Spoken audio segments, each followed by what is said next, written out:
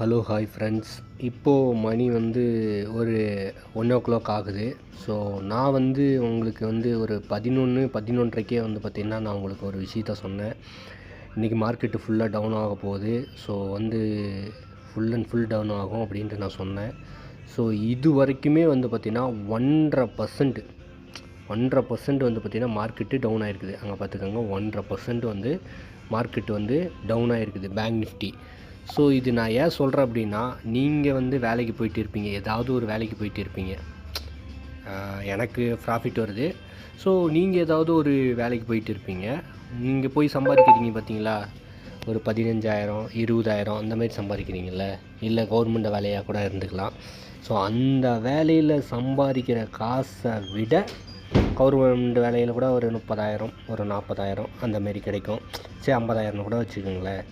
நீங்கள் ஒரு லாட்டுக்கு மட்டுமே